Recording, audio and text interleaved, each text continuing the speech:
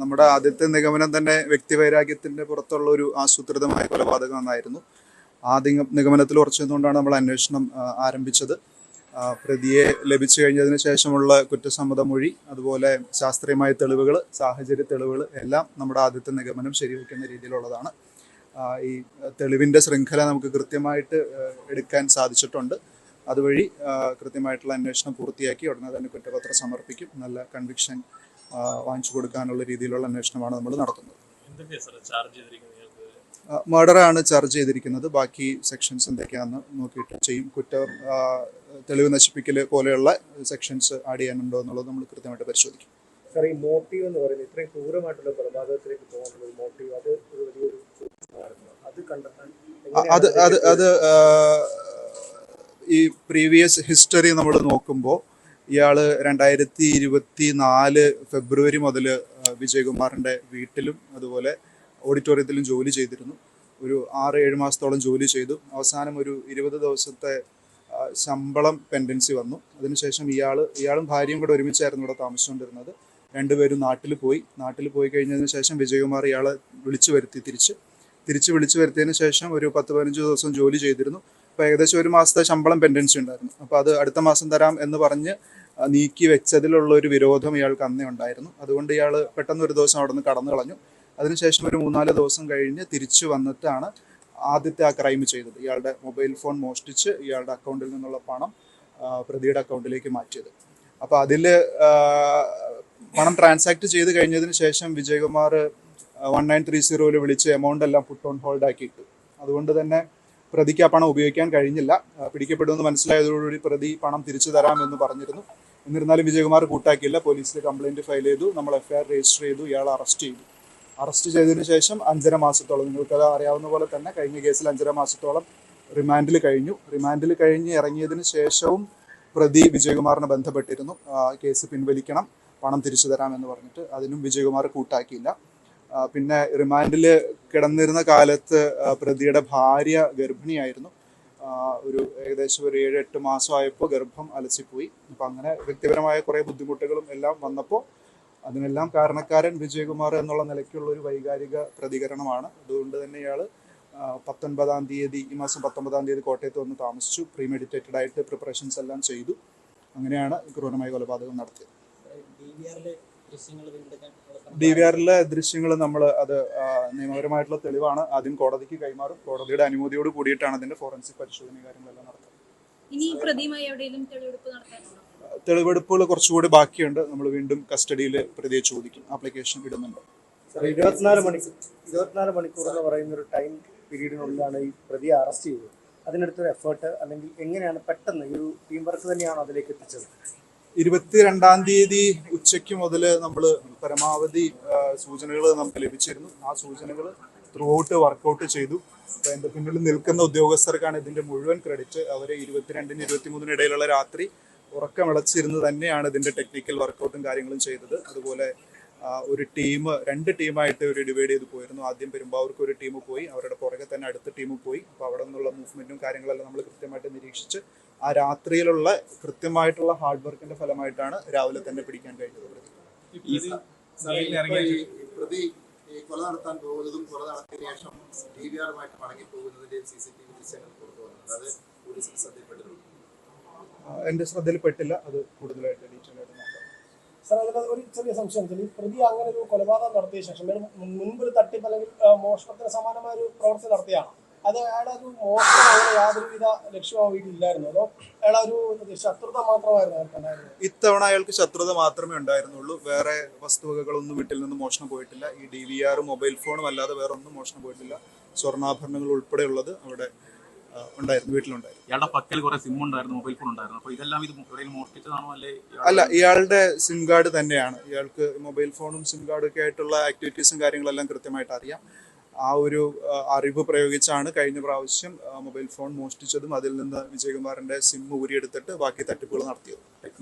സംസ്ഥാന തൊഴിലാളികൾക്ക് ഈ പോലീസ് ക്ലിയറൻസ് നേരത്തെ പരിശോധന കർശനമായിരുന്നു. ഇപ്പോൾ അത്രത്തോളം പരിശോധന ഇല്ല എന്നുള്ളൊരു ആക്ഷേപമുണ്ട്. പോലീസ് കൃത്യമായിട്ട് പരിശോധിക്കുന്നുണ്ട്. പിന്നെ ഇവരെ എംപ്ലോയ് ചെയ്യുന്ന ആൾക്കാരും കൂടി ഒരു ഉത്തരവാദിത്തം ഏറ്റെടുക്കേണ്ടതായിട്ടുണ്ട്. ഈ കേസിൽ സംഭവിച്ചത് എന്താണെന്ന് വെച്ചാൽ വിജയകുമാറിന്റെ ലോഡ്ജിൽ വന്ന് ഇവര് കപ്പിളായിട്ട് കഴിഞ്ഞ വർഷം ഫെബ്രുവരിയിൽ താമസിച്ചു. അവർ കട്ടപ്പനയിൽ നിന്ന് കോട്ടയത്ത് വന്നിട്ട് ബാംഗ്ലൂർക്കുള്ള യാത്രാമധ്യയായിരുന്നു. ബാംഗ്ലൂർക്കുള്ള ടിക്കറ്റ് കിട്ടാത്തത് കൊണ്ടാണ് ഇയാളുടെ ലോഡ്ജിൽ താമസിച്ചത്. അപ്പോൾ ലോഡ്ജിൽ ഇവരെ രണ്ടുപേര് താമസിക്കുന്നത് കണ്ട് വിജയകുമാർ അങ്ങോട്ട് ജോലി ഓഫർ ചെയ്താണ് ഇവരെ രണ്ടുപേരും ജോലിക്ക് എടുത്തത്. യാതൊരു വെരിഫിക്കേഷനും നടത്തിയിരുന്നില്ല. ഈ ഒറ്റയ്ക്ക് താമസിക്കുമ്പോൾ നമ്മുടെ കോട്ടയം ഡിസ്ട്രിക്റ്റിൽ ടൗണിൽ തന്നെ ഇപ്പോൾ ഇത്തരത്തിലുള്ള ഇരട്ട കൊലപാതകങ്ങൾ, ഈ പ്രായം ചെന്നവരുടെ കൊലപാതകം നടക്കുന്നുണ്ട്. അപ്പം ഈ ഒറ്റയ്ക്ക് താമസിക്കുന്നവർക്കൊക്കെ കൂടുതൽ സെക്യൂരിറ്റി എന്നുള്ള ഒരു കാര്യത്തിലേക്ക് പോലീസ് കടക്കുന്നുണ്ട്. അത്തരത്തിലുള്ള എന്തെങ്കിലും നടപടി പോലീസിന്റെ ഡാറ്റാബേസ് വിപുലപ്പെടുത്തുന്നുണ്ട്. നമ്മൾ ഈ 2025 ജനുവരി ഫെബ്രുവരി മാസങ്ങളിൽ തന്നെ ഓരോ പോലീസ് സ്റ്റേഷനിലും ജനമൈത്രിയുടെ പ്രവർത്തനം വിപുലമാക്കിയിട്ടുണ്ട്. ഓരോ പോലീസ് ഉദ്യോഗസ്ഥർക്കും 1 അല്ലെങ്കിൽ 2 തദ്ദേശ സ്വയംഭരണ സ്ഥാപനങ്ങളിലെ വാർഡുകൾ വിഭജിച്ച് കൊടുത്ത് ആ വാർഡുകളിൽ നിന്ന് പരമാവധി ഇത്തരത്തിലുള്ള വിവരശേഖരണം നമ്മൾ നടത്തി വരുന്നുണ്ട്. അത് അപ്ഡേറ്റ് ആവുന്നതോട് കൂടിയിട്ട് കുറച്ചും കൂടെ നല്ല രീതിയിലുള്ള സുരക്ഷ ഞങ്ങൾക്ക് കൊടുക്കാൻ കഴിയുമെന്ന് നമ്മൾ വിശ്വസിക്കുന്നു. സർ, ഈ റിമാൻഡ് തടവുകാർക്ക് ഇത്തരത്തിൽ എളുപ്പത്തിൽ ജാമ്യം കിട്ടുന്ന ചില സംഘങ്ങൾ പ്രവർത്തിക്കുന്നുണ്ടെന്ന് മനസ്സിലാകുന്നുണ്ട്. ഈ കൊലപാതകം ഒരുപക്ഷെ അത്തരത്തിലൊരു ഇടപെടൽ, ഒരു ജാമ്യം ലഭിച്ചിരുന്നില്ലെങ്കിൽ ഇത്തരം ഒരു കുറ്റകൃത്യം നടക്കില്ലായിരുന്നു. അപ്പോൾ അങ്ങനെയുള്ള ഇടപെടലുകളെ കുറിച്ച് എന്താണ് പോലീസിന് പറയാനുള്ളത്? അതിന് നിയന്ത്രണം ഉണ്ടാവും? ഇത് ഒരു ഞെട്ടിപ്പിക്കുന്ന ഒരു വെളിപ്പെടുത്തലായിരുന്നു. കാരണം യാതൊരു പരിചയമില്ലാത്ത 2 സ്ത്രീകളാണ് അമിത് തുറാങ്കിന് വേണ്ടിയിട്ട് ജാമ്യം നിന്നത്. അവരെക്കുറിച്ചുള്ള വിവരങ്ങൾ ഞങ്ങൾ ശേഖരിക്കുന്നുണ്ട്. അതുപോലെ ഇത്തരത്തിലുള്ള എല്ലാ കേസുകളിലും ജാമ്യത്തിൽ ഇറങ്ങുന്ന പ്രതികളെ ആരാണ് ജാമ്യത്തിൽ എടുക്കുന്നത് എന്നുള്ളത് കൃത്യമായിട്ട് പരിശോധിക്കാനായിട്ട് നിർദ്ദേശം കൊടുത്തിട്ടുണ്ട്. അവർക്ക് കേസല്ല, അവര് എത്രയാണോ ജാമ്യത്തുക അത് കോടതി അടപ്പിക്കാൻ സാധ്യതയുണ്ട്. അപ്പം അതുകൊണ്ട് ഇത്തരത്തിൽ ജാമ്യം നിൽക്കുന്ന വ്യക്തികൾ അവർ ചെയ്യുന്ന പ്രവൃത്തിക്കുള്ള ഫലം അനുഭവിക്കേണ്ടി വരും. അപ്പോൾ അത് കൃത്യമായിട്ട് എല്ലാവരും നോക്കിക്കണ്ട് പരിചയമുള്ളവർക്ക് വേണ്ടി മാത്രം ജാമ്യം നിൽക്കാൻ ശ്രദ്ധിക്കണം. ഈ മകന്റെ മരണവുമായി ബന്ധപ്പെട്ട് എന്തെങ്കിലും രീതിയിലുള്ള ഇടപെടൽ അല്ലെങ്കിൽ വേറെ ഏതെങ്കിലും മറ്റാരെങ്കിലും ഈ അമിത്തിനെ ഉപയോഗിച്ചതായിട്ട് അങ്ങനെ എന്തെങ്കിലും രീതിയിലുള്ള സംശയം നമുക്കുണ്ടോ? മകന്റെ മരണവുമായിട്ട് ബന്ധപ്പെട്ട് വിജയകുമാർ ഹൈക്കോടതിയിൽ ഉൾപ്പെടെ സമീപിച്ചിരുന്നു. അതുമാത്രമല്ല, മകൻ മരിച്ച സമയത്തുള്ള പോലീസിന്റെ ഇൻവെസ്റ്റിഗേഷന്റെ സമയത്തോ ഒന്നും തന്നെ വിജയകുമാറിന് ശത്രുതയുള്ള ഒരു വ്യക്തിയെക്കുറിച്ചും യാതൊരുവിധ അറിവും പോലീസിന് ലഭ്യമായിരുന്നില്ല. അത് സബ് ഡിവിഷൻ മജിസ്ട്രേറ്റ് കോടതിയിലാണ് നമ്മൾ ചാർജ് സമർപ്പിച്ചത്. അസ്വാഭാവിക മരണത്തിന് കേസ് ഫയൽ ചെയ്തു ചാർജ് സമർപ്പിക്കുകയാണ് ചെയ്തത്. അതിനുശേഷവും കഴിഞ്ഞ മാസം കൂടി വിജയകുമാർ എന്നെ വന്ന് കണ്ടിരുന്നു. CBIക്ക് കേസ് ട്രാൻസ്ഫർ ചെയ്യാനുള്ള ഹൈക്കോടതിയുടെ ഉത്തരവിൻ്റെ അടിസ്ഥാനത്തിൽ CD ഫയൽ എത്രയും വേഗം കൈമാറണമെന്ന് എന്നോട് അഭ്യർത്ഥിക്കാനാണ് വിജയകുമാർ വന്നിരുന്നത്. അതിൻ്റെ അടിസ്ഥാനത്തിൽ കഴിഞ്ഞ മാസം തന്നെ നമ്മൾ CBIക്ക് CD ഫയൽ കൈമാറി. അപ്പോഴൊന്നും വേറൊരു ശത്രുതയെ പറ്റിയിട്ടോ അങ്ങനെ വൈരാഗ്യത്തെ പറ്റിയിട്ടോ ഒന്നും തന്നെ വിജയകുമാർ പറഞ്ഞിരുന്നില്ല. ഈ കേസിനും പഴയ മകന്റെ മരണവുമായിട്ട് ബന്ധപ്പെട്ട് യാതൊരുവിധ ബന്ധങ്ങളുമില്ല. സാർ, ഈ ജാമ്യത്തിലെടുത്ത സ്ത്രീകൾക്ക് അവർക്ക് ഈ മറ്റുള്ള കേസുകളിലെ ആളുകളെ ജാമ്യത്തിലെടുക്കുന്ന ഒരു ഇതുണ്ടോ, അതോ ഈ ഇത്തരം ഒരു വിഷയം മാത്രമാണ്, ഈ അമിത്തിന്റെ വിഷയത്തിൽ മാത്രമാണ്? അമിത്തിന്റെ വിഷയം മാത്രമാണ് നമുക്കിപ്പോൾ ശ്രദ്ധയിൽപ്പെട്ടിട്ടുള്ളൂ. അത് കൂടുതൽ അന്വേഷിക്കേണ്ടതായിട്ടുണ്ട്. അമിത് ജാമ്യത്തിൽ ഇറങ്ങിയതിനു ശേഷം ഇവിടെ തന്നെ ഉണ്ടായിരുന്നു. അമിത് ജാമ്യത്തിൽ ഇറങ്ങി പിറ്റേ ദിവസം പോലീസ് സ്റ്റേഷനിൽ വന്നിരുന്നു. 2-3 ദിവസം ഇവിടെ തന്നെ ഉണ്ടായിരുന്നു. അതിനുശേഷം അയാള് ഇടുക്കി ജില്ലയിലോ മറ്റെവിടെ പോയിട്ട് ഒരു ഹോട്ടലിൽ ജോലിയായിട്ട് നിൽക്കുമായിരുന്നു.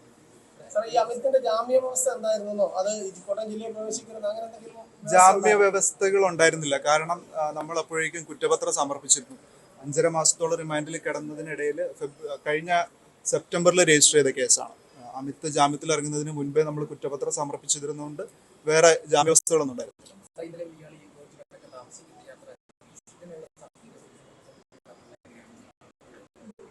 അത് ഒരുപക്ഷെ ജയിലിൽ നിന്ന് ഇറങ്ങിയതിനു ശേഷം ഇടുക്കിയിൽ പോയി ജോലി ചെയ്ത് ഉണ്ടാക്കിയ കാശായി. ഇല്ല, അയാളുടെ ബാങ്ക് അക്കൗണ്ടുകളൊക്കെ പരിശോധിച്ചതിൽ സോഫാർ പരിശോധിച്ചതിൽ നമുക്ക് എമൗണ്ടുകളൊന്നും അധികം ഉള്ളതായിട്ട് കണ്ടെത്താനായിട്ട് ഇല്ല. സഹോദരന്റെ അടുത്തേക്ക് പെട്ടെന്ന് ഒളിവിൽ പോകാനുള്ള ഒരു സാഹചര്യത്തിന് വേണ്ടിയിട്ടാണ് പെട്ടെന്ന് സഹോദരന്റെ അടുത്തേക്ക് പോകുന്നത്.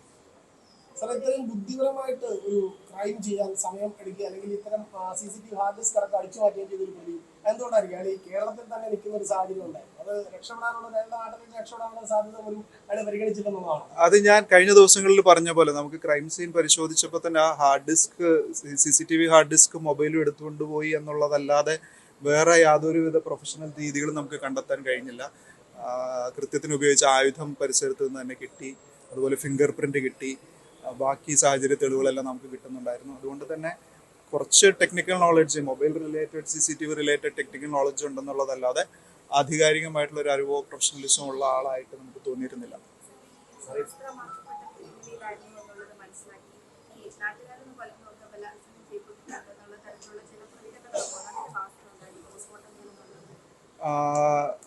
അവർ ഒരിക്കലും ഡെലിബറേറ്റ്ലി വിവസ്ത്രരാക്കപ്പെട്ട നിലയിലല്ല നമുക്ക് കണ്ടെത്തിയത്. രാത്രി കിടന്നുറങ്ങുന്ന ഇതിൻ്റെ ഇടയിൽ നടന്ന ഒരു കൃത്യം എന്നുള്ള നിലയ്ക്ക് വസ്ത്രം മാറി കിടന്നിരുന്നു, അത് സത്യമാണ്. അതുപോലെ പോസ്റ്റ്മോർട്ടം റിപ്പോർട്ടിൽ ഉൾപ്പെടെ ഒരു സെക്ഷൽ അസോൾട്ടിൻ്റെ യാതൊരു ലക്ഷണങ്ങളും ഇല്ല. വ്യക്തിവൈരാഗ്യം കൊണ്ട് ചെയ്തൊരു കൊല മാത്രമാണ്.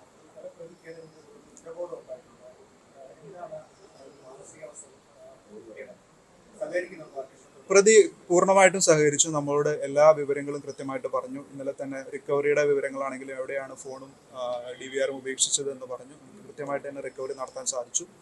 ആൾക്ക് വിജയകുമാറിന്റെ കൊലപാതകത്തെ പറ്റി പറയുമ്പോൾ യാതൊരുവിധ കൂസലുമില്ല. അതേസമയം കുടുംബത്തിലെ സാഹചര്യങ്ങളെ കുറിച്ച് നമ്മൾ ചോദിച്ച് മനസ്സിലാക്കുമ്പോൾ ആള് തികച്ചും അപ്സെറ്റാണ്.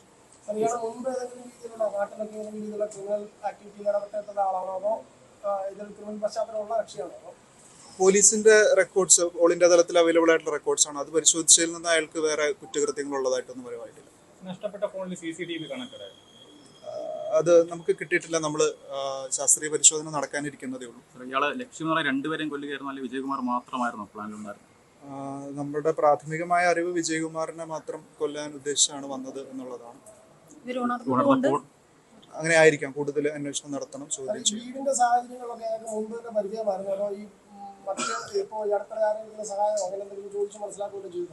ഇല്ല, ഇയാളുടെ കുറ്റസമ്മത മൊഴിയിൽ നിന്ന് നമുക്ക് മനസ്സിലാക്കിയിരിക്കുന്നത് ആ വീട്ടിൽ ഭാര്യയും ഒത്ത് ഔട്ട് ഹൗസിൽ താമസിച്ചിരുന്ന ആളാണ്. അപ്പോൾ വിജയകുമാറിന്റെ വിശ്വസ്തനായിരുന്നു. അതുകൊണ്ട് വീടിന്റെ സാഹചര്യങ്ങളും എങ്ങനെ അകത്ത് കടക്കാം എന്നുള്ള അറിവെല്ലാം പ്രതിക്കുണ്ടായിരുന്നു.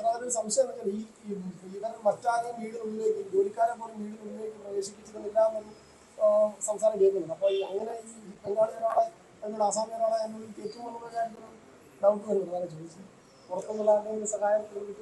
ഇല്ല, അങ്ങനെ യാതൊരുവിധ അറിവും നമുക്ക് നിലവിൽ ലഭ്യമായിട്ടില്ല.